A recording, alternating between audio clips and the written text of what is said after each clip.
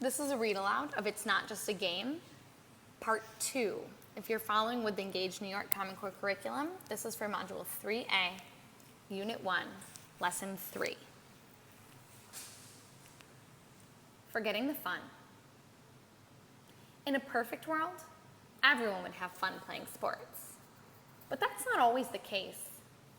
Sports can get aggressive and cause scrapes, bruises, and broken bones. They can also hurt us psychologically.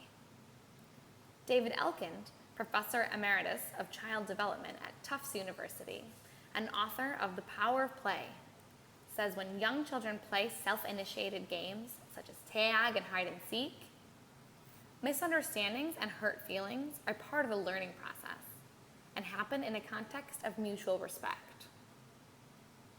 Those that arise in organized team sports don't have the same supportive network.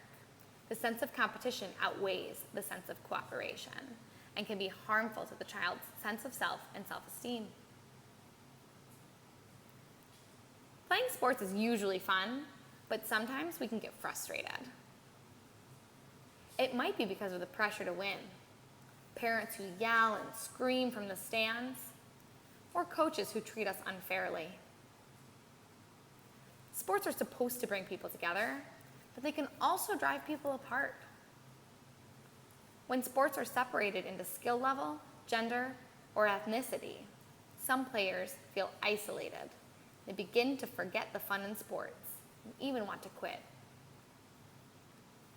Sports may not always have been a positive experience, but even when they're not, they give us a dose of how to face life's challenges. Making sports work for us. Playing sports doesn't mean you have to play on a varsity team, and very few people have what it takes to be a professional athlete. But your school basketball coach or gymnastics teacher has found a way to make play their work. And in doing so, they found the work best suited to who they are. According to Elkind, whenever we combine play with work, as in our hobbies and cooking and gardening, sewing and carpentry, it is the full utilization and integration of all of our interests, talents, and abilities. It's an activity that makes us feel whole.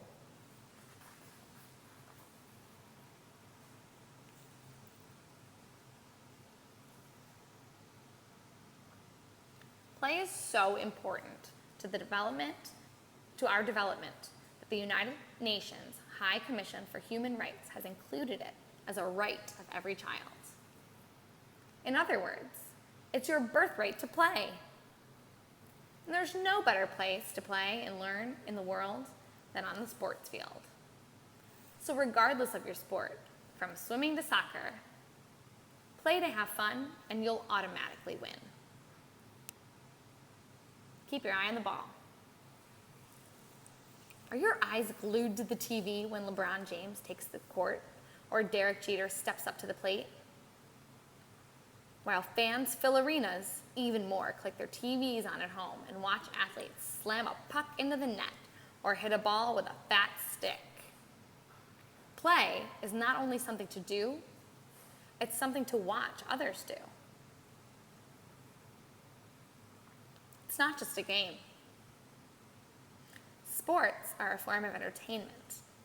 The joy you and your teammates get by working together is the same joy your family, friends, and other spectators get when they watch. Fans experience the thrill of victory and the agony of defeat, just like the players on the field. Think of all the applauding and shouting and yelling that happen at sporting events. It's a way for many of us to live vicariously through the players' actions. Sports are also social events, opportunities for strangers to cheer together and debate outcomes. A Saturday morning game is a great way to spend time with family. Sports involve learning too. Fans research players and teams and the sports themselves. How many fans do you know who are walking encyclopedias of sports trivia? why do so many of us watch sports and have a favorite team? Studies show that it fills both emotional and psychological needs. We feel self-confident and experience joy.